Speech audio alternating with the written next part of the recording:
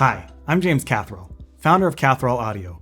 In this video, we're going to talk about the difference between dynamic and condenser microphones. When you're looking at different microphone options, it can be overwhelming with all the choices that are out there today.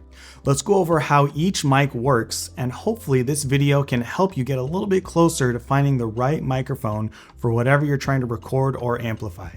Starting with a dynamic microphone. This style of microphone is incredibly common in a lot of different applications. They tend to be a more sturdy and rugged microphone, which makes it great for live applications where we all know stuff happens and life happens. So with a dynamic microphone, you won't need to be concerned if it gets dropped on the ground a few times. It'll be able to take it in stride and keep trucking on.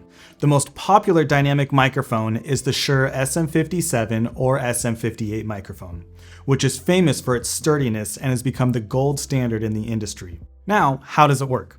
I have the inside of a Shure SM57 right here to help demonstrate. And don't worry, this one is at the end of its life and was definitely beyond fixing. A dynamic microphone is very similar to how a speaker works. It has a very thin diaphragm that reacts to the airwaves from the incoming source. And there's a coil that's attached to the diaphragm that interacts with a magnet underneath it. This creates a voltage or signal that is sent down the mic cable to your audio interface or mixing console. The construction of the dynamic microphone makes it really good at handling loud noises like a snare drum or kick drum. The drawback of this setup is that they tend to have low sensitivity, so they require more gain, which in turn raises the noise floor of your signal chain. Dynamic mics also often have a dark, warmer tone to them, and in a controlled environment with a low noise floor, they work very well for recording vocals in situations like podcasts or voiceover type of work. Now, for condenser microphones. The general principle is similar. They have a diaphragm in front with a stationary plate behind it. That back plate is charged with 48 volts, also referred to as phantom power. That interaction between the stationary plate and the moving diaphragm creates energy that is sent down the mic cable and to your audio interface.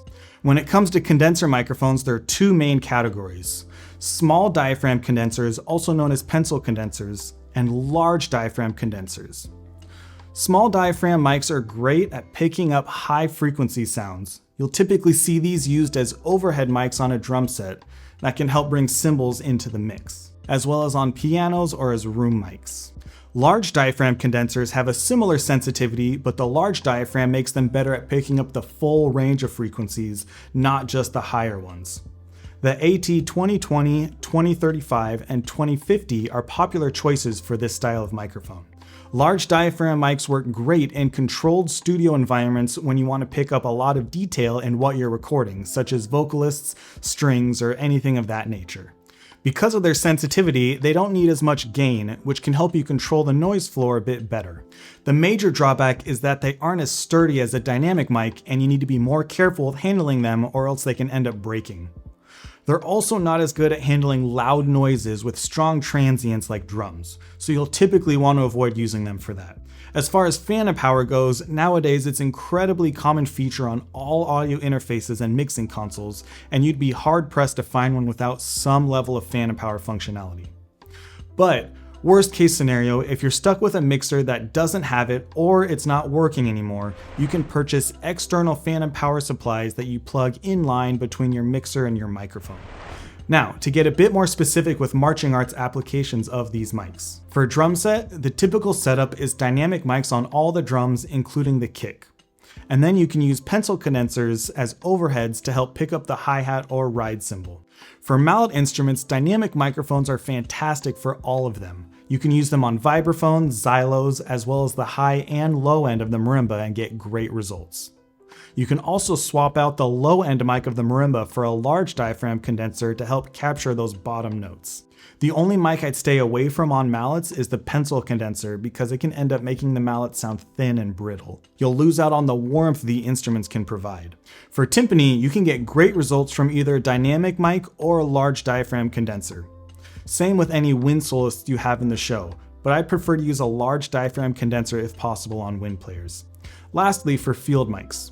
The small diaphragm strength as a room mic works well on the front sideline in an XY configuration to help capture a wide range. Now, I'm going to demonstrate all three mics and swap between each one through the power of editing so you can hear them back to back.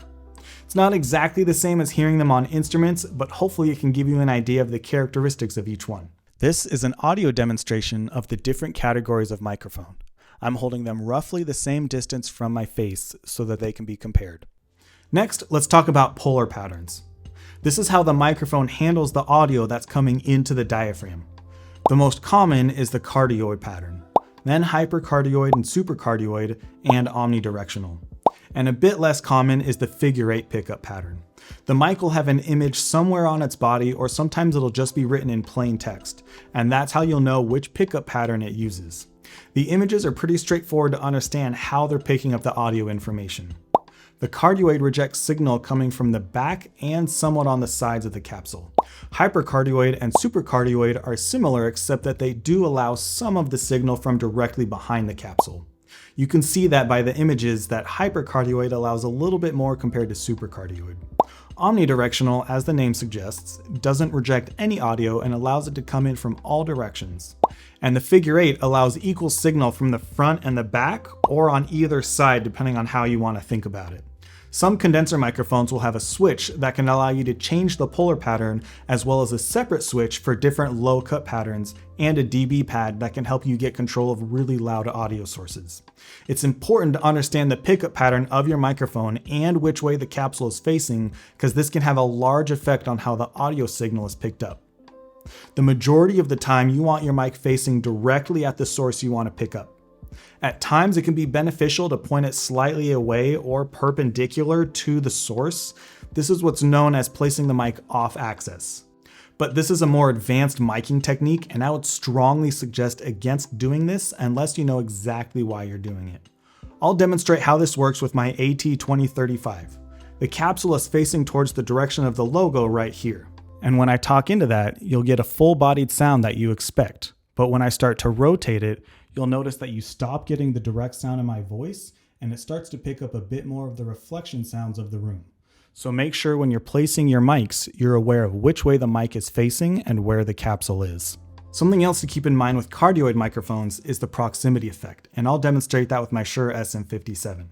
When you move the mic closer to the source, it'll boost the low-end frequencies. If you find the sweet spot, you'll get a nice full-bodied rich sound, but if you get too close, then it just starts to sound ridiculous. So you'll just want to be careful of how close you're placing the mics when you're trying to find that sweet spot. So that's the rundown on dynamic and condenser microphones. This video is helpful in clarifying which mics to choose from. I would really appreciate it if you left a like and also click that subscribe button. And I'll see you in the next one.